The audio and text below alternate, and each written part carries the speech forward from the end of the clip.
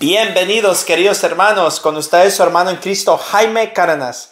En esta programación 15 minutos con la Biblia, porque desconocer las Escrituras es desconocer a Jesucristo. Empezamos en el nombre del Padre, del Hijo y del Espíritu Santo. Amén. Amado Señor Jesucristo, te damos las gracias por tu infinita misericordia, Señor, porque eres bueno y misericordioso. Yo me pongo ante tu presencia, Señor, para que seas tú que me des la luz y la guía, para entender, vivir las sagradas Escrituras y dejarme corregir por ellas.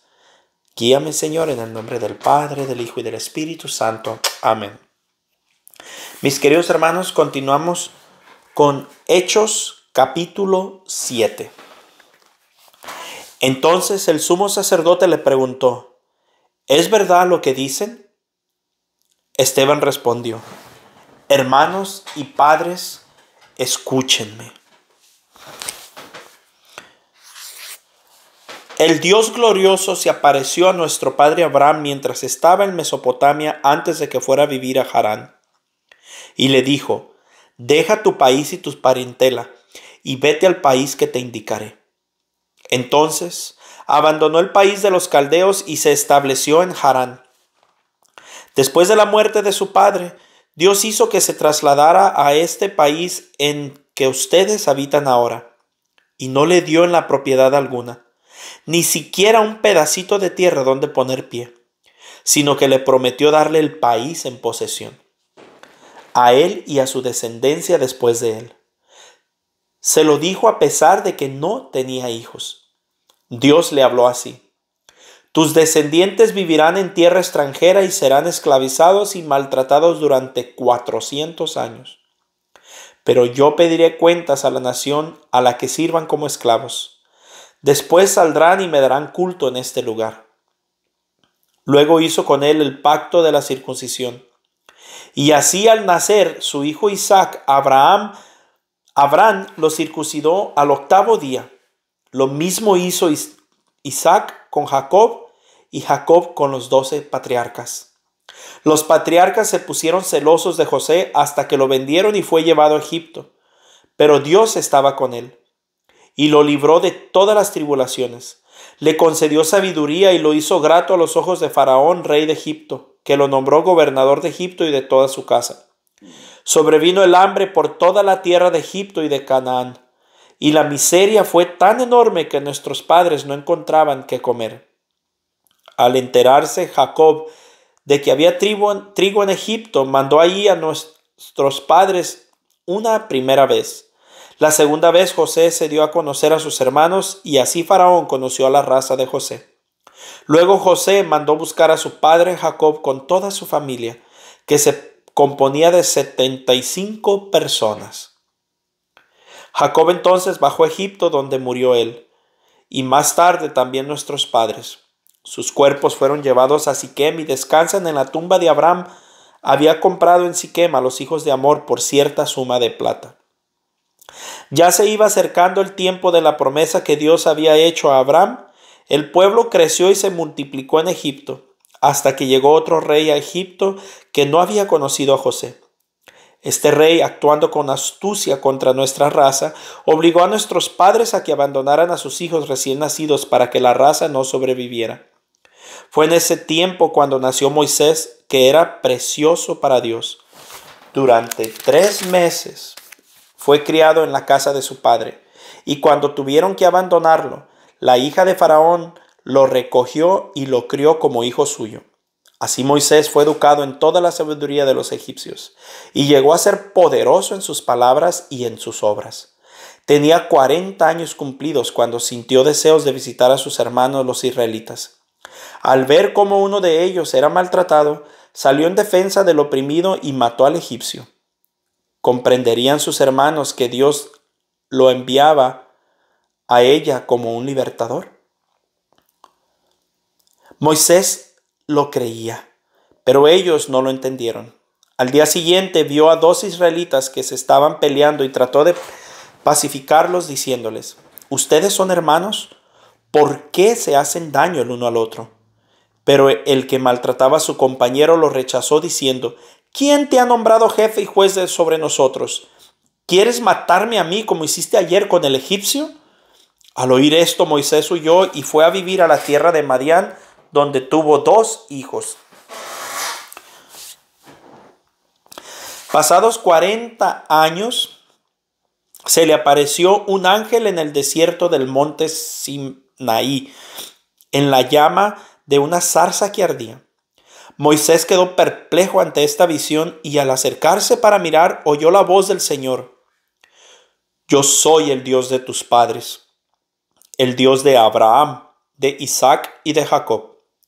Moisés sintió tanto miedo que no se atrevía ni a mirar. Pero el Señor le dijo, quítate las sandalias, porque el lugar que estás pisando es tierra santa. He visto cómo maltratan a mi pueblo en Egipto. He oído su llanto y he bajado a liberarlo. Y ahora ven que te voy a enviar a Egipto. A este Moisés, al que rechazaron diciendo, ¿quién te nombró jefe y juez? Dios lo envió como jefe y libertador, con la asistencia del ángel que se le apareció a la zarza. Y lo hizo salir de aquel país, realizando prodigios y señales en Egipto, en el Mar Rojo y en el desierto durante 40 años. Este Moisés es el que dijo a los israelitas, Dios les dará un profeta como yo de entre sus hermanos. Este es el que en la asamblea del desierto estuvo con el ángel que le hablaba en el monte Sinaí y recibió las palabras de vida para comunicárselas a ustedes. Nuestros padres no quisieron obedecerle, lo rechazaron y desearon volverse a Egipto. Incluso dijeron a Aarón, danos dioses que vayan delante de nosotros, porque no sabemos qué ha sido de este Moisés que nos sacó de Egipto. Y fabricaron en aquellos días un becerro, ofrecieron sacrificios al ídolo y festejaron la obra de sus manos. Entonces Dios se apartó de ellos y dejó que adoraran a los astros del cielo, como está escrito en el libro de los profetas. ¿Acaso me ofrecieron ustedes víctimas y sacrificios durante 40 años en el desierto? Más bien llevaban con ustedes la tienda de Moloc y la estrella del dios Refán, imágenes que ustedes mismos se fabricaron para adorarlas. Por eso yo los desterraré más allá de Babilonia. Nuestros padres tenían en el desierto la tienda del testimonio. El que hablaba a Moisés le había ordenado que le fabricara según el modelo que había sido. Después de recibirla, nuestros padres la introdujeron al mando de Josué en la tierra conquistada a los paganos, a quienes Dios expulsó delante de ellos. Esto duró hasta los días de David. David agradó a Dios y quiso darle una morada entre los hijos de Jacob. De hecho, fue Salomón quien le edificó un templo. En realidad, el Altísimo no vive en casas fabricadas por manos de hombres, como dice el profeta. El cielo es mi trono y la tierra el apoyo de mis pies. ¿Qué casa podrían edificar? Dice el Señor, ¿cuál sería el lugar de mi descanso? ¿No fui yo quien hizo todas estas cosas? Ustedes son un pueblo de cabeza dura, y la circuncisión no les abrió el corazón ni los oídos. Ustedes siempre resisten al Espíritu Santo, al igual que sus padres. ¿Hubo algún profeta que sus padres no hayan perseguido? Ellos mataron a los que anunciaban la venida del justo y ustedes ahora lo han entregado y asesinado. Ustedes que recibieron la ley por medio de los ángeles, pero que no la han cumplido. Al oír este reproche se enfurecieron y rechinaban los dientes de rabia contra Esteban. Pero él, lleno del Espíritu Santo, fijó sus ojos al cielo y vio la gloria de Dios y a Jesús a su derecha, y exclamó, veo los cielos abiertos y al Hijo del Hombre en la derecha de Dios. Entonces empezaron a gritar, se taparon los oídos y todos se lanzaron contra él. Lo empujaron fuera de la ciudad y empezaron a tirarle piedras. Los testigos habían dejado sus ropas a los pies de un joven llamado Saulo. Mientras era apedreado, Esteban oraba así: Señor Jesús, recibe mi espíritu. Después se arrodilló y dijo con voz fuerte: Señor, no les tomes en cuenta este pecado. Y dicho esto, durmió en el Señor. Palabra de Dios. Te alabamos, Señor. Mis hermanos, aquí está hablando de la importancia intensa sabiduría y conocimiento de las Escrituras que tenía el primer mártir de la Iglesia Católica, que es San Esteban. Yo diría, y esto es personal, un protomártir sería San Juan Bautista, que dio su vida, San José, que entregó su vida por el Evangelio también, pero oficialmente mártir, y hasta donde yo tengo entendido, el primero es San Esteban.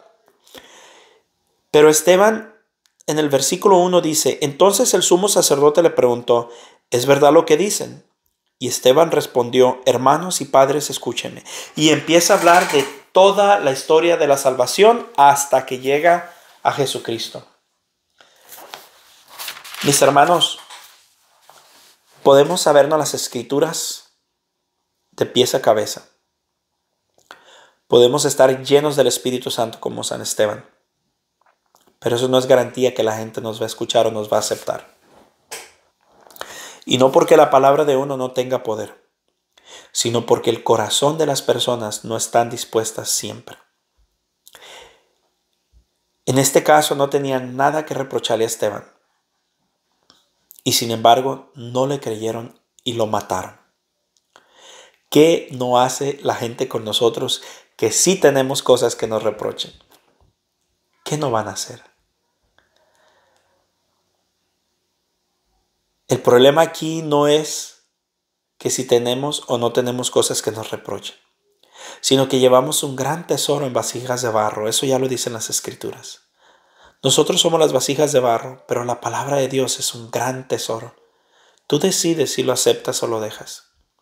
Tú decides si crees que es más poderoso mi mal testimonio que la palabra de Dios. Eso tú decides. Si vas a basar siempre el mensaje según del mensajero, nunca encontrarás a alguien digno de ser mensajero. Pero lo importante no es el mensajero, sino el mensaje. Y ojalá escuches el mensaje de Dios. Voy a poner 2 puntos que me llamaron la atención. Está en el capítulo 7, versículo 43 y 44. En el 43 dice, más bien llevaban con ustedes la tienda de Moloc y la estrella del dios Refán, imágenes que ustedes mismos se fabricaron para adorarlas. Y el protestante dice, ¿ya ven que las imágenes son prohibidas? No, vamos a ver por qué no. Un versículo después, el 44 dice, nuestros padres tenían en el desierto la tienda del testimonio. El que hablaba a Moisés le había ordenado que fabricara según el modelo que había visto. Después de recibirla a nuestros padres, la introdujeron al mando de Josué en la tierra conquistada a los paganos. O sea que primero está hablando de unas imágenes que llevaban, pero que las adoraban. Y después habla de una imagen también que mandó a hacer Dios, pero que ésta no adoraban la imagen como tal, sino lo que representaba la imagen. Entonces, vemos que el problema no es la imagen. El problema es el culto que le des a la imagen. Y ya por último, en el versículo 57 y el 58 está hablando de cómo, bueno, a poquito antes, en el 54 dice que 55, 50, a ver, perdón, ya lo perdí, lo tenía en la mano. Dice 55, pero él, o sea, ay, se me fue el santo al cielo. Esteban, San Esteban, en el 55 dice, pero él, lleno del Espíritu Santo, fijó los ojos en el cielo y vio la gloria de Dios y a Jesús a su derecha. ¿Por qué gritan? En el 57 dice que entonces empezaron a gritar y se taparon los oídos. ¿Por qué? Porque Jesús a la derecha del Padre es que está al mismo nivel que Dios. Y para ellos eso era blasfema porque no creían que Él era Dios. Y vamos a ver un nuevo personaje que va a empezar a salir cada vez más y va a crecer cada vez más en la Biblia. Dice en el capítulo 50, versículo 58, los testigos habían dejado sus ropas a los pies de un joven llamado Saulo. Saulo va a empezar a ver. Y más adelante dice que aprobaba este asesinato. Así que, mis hermanos, recordemos, Nunca le des el valor al mensaje según el mensajero. Todos fallamos. Nosotros somos mensajeros débiles, pero el mensaje es poderoso. Tú decides si lo tomas o lo dejas.